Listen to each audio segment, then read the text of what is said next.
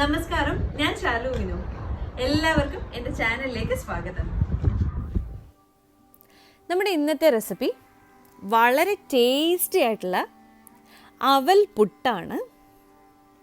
നമ്മൾ റവ പുട്ടും ഓട്സ് പുട്ടും ഒക്കെ എങ്ങനെയാണ് ചെയ്തതെന്ന് നോക്കിയിട്ടുണ്ട്. ഗോതമ്പ് പുട്ടും ചെയ്തിട്ടുണ്ട്. ഇനി നമുക്ക് ഈ അവൽ പുട്ട് എങ്ങനെ റെഡിയാക്കി എടുക്കാം നോക്കാം. ഇതിന് വേണ്ടിയിട്ട് ഞാനൊരു 2 കപ്പ് അവൽ എടുത്തിട്ടുണ്ട്. ഞാനിവിടെ മട്ട അവലാണ് എടുത്തിരിക്കുന്നത്. അതും കുറച്ച് കട്ടിയുള്ള അവൽ വേണം നമ്മൾ ഈ പുട്ടിന് വേണ്ടിയിട്ട് എടുക്കാനായിട്ട്. ഞാനിത് ഒരു 2 മിനിറ്റ് എണ്ണയൊന്നും ഒഴിക്കാതെ ഒന്ന് ഡ്രൈ റോസ്റ്റ് ചെയ്തെടുത്തിട്ടുണ്ട്. ഇത് ചെറുതായിട്ടൊന്ന് ഡ്രൈ റോസ്റ്റ് ചെയ്തെടുത്താൽ നമ്മുടെ പുട്ടിന് നല്ല മണം ഉണ്ടാവും, ടേസ്റ്റും ഉണ്ടാവും.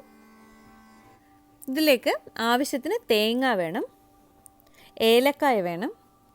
ഞാനിവിടെ ശർക്കരയുടെ പൊടി, ശർക്കര ചീവി കുറച്ച് എടുത്തിട്ടുണ്ട്. ആവശ്യത്തിന് നെയ്യും ഉപ്പും വേണം. നിങ്ങൾക്കിത് ഈ പഞ്ചസാരയും ശർക്കരയും ഒന്നും ചേർക്കാതെ മധുരമൊന്നും ഇല്ലാതെ കൂടെ നമ്മൾ നോർമൽ പുട്ട് ചെയ്തെടുക്കുന്നത് കൂടെ അതേപോലെ തന്നെ ചെയ്തെടുക്കാൻ പറ്റും.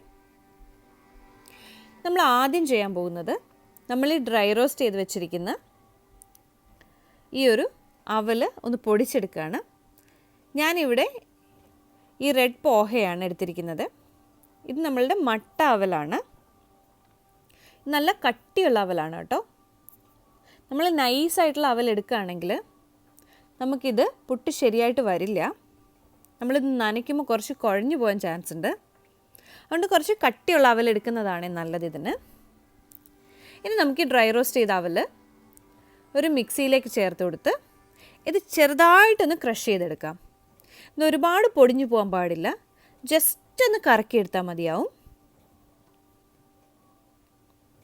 ഞാനിതിപ്പം ഇതേപോലെ ചെറുതായിട്ടൊന്ന് കറക്കിയെടുത്തിട്ടുണ്ട്. ഞാനിത് 2 ബാച്ചായിട്ടാണ് കറക്കിയെടുക്കുന്നത്. ഇപ്പം നിങ്ങൾക്ക് കാണാൻ പറ്റും, ഇത് ഒരുപാട് ഫൈൻ പൗഡറായിട്ട് ഞാൻ പൊടിച്ചെടുത്തിട്ടില്ല. ഇപ്പം നമ്മുടെ അവൽ പൊടിച്ചത് ഒരു വലിയ ബൗളിലേക്ക് നമുക്ക് മാറ്റാം. ഇപ്പോൾ ഈ രീതിയിൽ ഞാനൊന്ന് ചെറുതായിട്ടൊന്ന് പൊടിച്ചെടുത്തിട്ടുണ്ട്. ഇനി നമുക്ക് ഈ തേങ്ങ ഒരു ബൗളിലേക്ക് ഇട്ട് കൊടുക്കാം. ഈ തേങ്ങയുടെ മിക്സ് നിങ്ങൾക്ക് നോർമലി നമ്മൾ പുട്ടുണ്ടാക്കുന്ന പോലെ വേണമെങ്കിലും ചെയ്യാം. ഞാനിത് കുറച്ച് സ്വീറ്റായിട്ടാണ് ചെയ്യുന്നത്. ഇനി ഇതിലേക്ക് കുറച്ച് ശർക്കര പൊടിച്ചതും ഒരു ഏലക്കായും കൂടെ ചേർത്ത് കൊടുക്കാം. ഏലക്കായുടെ ടേസ്റ്റ് നിങ്ങൾക്ക് ഇഷ്ടമില്ല എന്നുണ്ടെങ്കിൽ ചേർക്കേണ്ട ആവശ്യമില്ല. ഏലക്ക പൊടിച്ചതും കൂടെ നിങ്ങൾക്ക് വേണമെങ്കിൽ ചേർക്കാം കേട്ടോ. ഇനി നമുക്കിതെല്ലാം കൂടെ ജസ്റ്റ് ഒന്ന് മിക്സ് ചെയ്തെടുക്കാം. നമ്മൾ ഈ അവലൊക്കെ നനയ്ക്കുമ്പോൾ അതിന് വേണ്ടിയിട്ട് മിക്സ് ചെയ്യില്ല തേങ്ങയും ശർക്കരയൊക്കെ. അതേപോലെ നമുക്ക് ഈ തേങ്ങയും ശർക്കരയും ഏലക്കായും കൂടെ ഒന്ന് മിക്സ് ചെയ്ത് വയ്ക്കാം. ഇപ്പോൾ ഇതെല്ലാം നല്ലതുപോലെ ഒന്ന് മിക്സ് ആയിട്ടുണ്ട്. ഇത് പുട്ടുണ്ടാക്കുന്നത് വരെ ഇരുന്ന ഭാഗ്യം. കാര്യം എനിക്കിത് ഭയങ്കര ഇഷ്ടമാണ്, ഞാനെടുത്ത് കഴിച്ചിട്ടേ ഇരിക്കും. അപ്പം നമ്മുടെ പൊടി റെഡി ആയിട്ടുണ്ട്. ഇനി ഇതിലേക്ക് ഒരു 1/2 ടീസ്പൂൺ നെയ്യ് ചേർത്ത് കൊടുക്കാം. അപ്പം നിങ്ങൾക്ക് നെയ്യുടെ ടേസ്റ്റ് അധികം ഇഷ്ടമില്ല എന്നുണ്ടെങ്കിൽ ഇപ്പോൾ ചേർക്കേണ്ട ആവശ്യമില്ല കേട്ടോ. ഇനി ഇതിലേക്ക് കുറച്ച് ഉപ്പും കൂടെ ചേർത്തിട്ട് ഇതെല്ലാം കൂടെ നമുക്കൊന്ന് മിക്സ് ചെയ്തെടുക്കാം. ഇത് മിക്സ് ചെയ്തിട്ട് നമുക്കിതിലേക്ക് കുറച്ച് വെള്ളം ഒഴിച്ചിട്ട് ഈ പൊടിയൊന്ന് നനച്ചെടുക്കണം. ഇത് അവൽ പൊടിച്ചതായതുകൊണ്ട് ഇതിന് ഒരുപാട് വെള്ളം ആവശ്യം വരില്ല. നമ്മൾ ഇപ്പോൾ നോർമൽ അരിപ്പൊടിയോ അല്ലെങ്കിൽ ഓട്സോ റവയോ പോലെയൊന്നും അത്രയും വെള്ളം ഇതിന് ആവശ്യമായിട്ട് വരില്ല.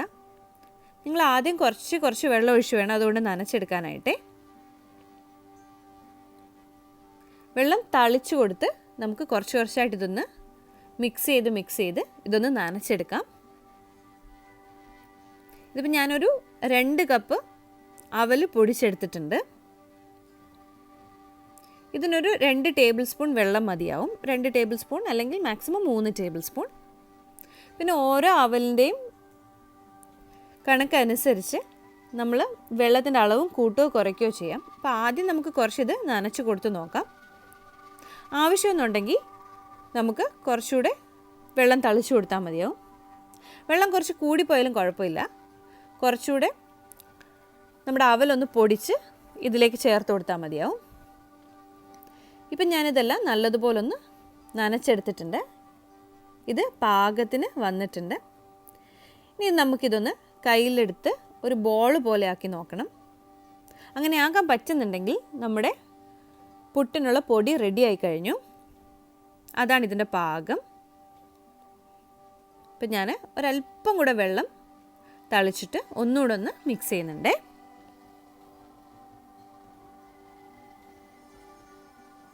ഇനി നമുക്ക് ഇത് ഒന്നുകൂടെ മിക്സിയിലിട്ട് ജസ്റ്റ് ഒന്ന് കറക്കിയെടുക്കണം. ഇത് ചെയ്തില്ലെങ്കിലും കുഴപ്പമില്ല. പക്ഷേ ഇങ്ങനെ കറക്കിയെടുക്കുകയാണെങ്കിൽ ഇതിലൊട്ടും കട്ട കിട്ടില്ല. ഒട്ടും കട്ട പിടിക്കാതെ നല്ല സ്മൂത്തായിട്ടുള്ള സോഫ്റ്റായിട്ടുള്ള ഒരു അവൽ പൊടി നമുക്ക് കിട്ടും. ഇത് ഏത് പുട്ടായാലും നിങ്ങളിങ്ങനെ ഒന്ന് നനച്ചിട്ട് ജസ്റ്റ് ഒന്നുകൂടൊന്ന് മിക്സിയിലിട്ട് കറക്കിയെടുക്കുകയാണെങ്കിൽ നമ്മുടെ പുട്ട് നല്ല സോഫ്റ്റായിട്ട് കിട്ടും. ഇനി ഇത് നമുക്ക് തിരിച്ച് ബൗളിലേക്ക് തന്നെ ഇട്ട് കൊടുക്കാം. ഇനി നമുക്ക് പുട്ട് റെഡിയാക്കാം.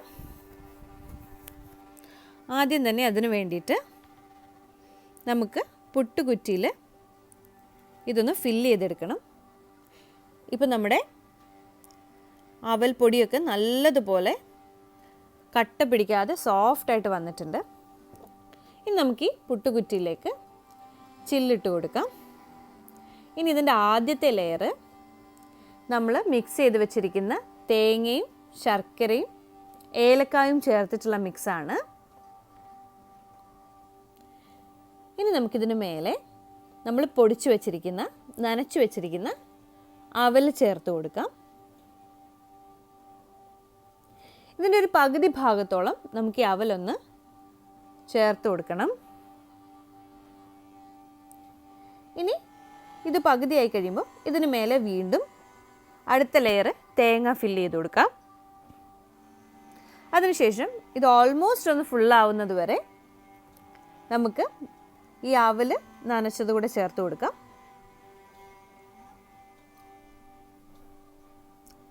നമ്മുടെ ഈ അവലൊക്കെ ഓൾമോസ്റ്റ് ഒന്ന് ഫുള്ളായി വരുമ്പം അതിൻ്റെ ബാക്കി ഭാഗം നമ്മൾ മിക്സ് ചെയ്ത് വെച്ചിരിക്കുന്ന തേങ്ങ ചേർത്ത് കൊടുക്കാം.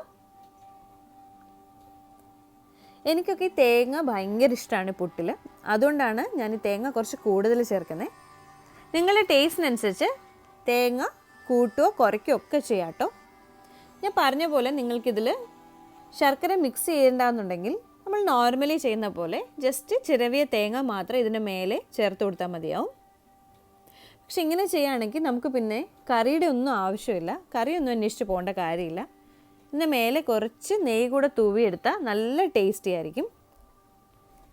ഇനി നമുക്കൊരു പുട്ടുകുടത്തിൽ ആവശ്യത്തിന് വെള്ളം ഒഴിച്ചു കൊടുത്ത് ഇതൊന്ന് നല്ലപോലെ ബോയിലായി ഇതിൽ നിന്ന് ആവി വരുമ്പോൾ ഇതിൻ്റെ മേലെ നമുക്കിങ്ങനെ നമ്മുടെ പുട്ടുകുറ്റി വെച്ച് കൊടുക്കാം.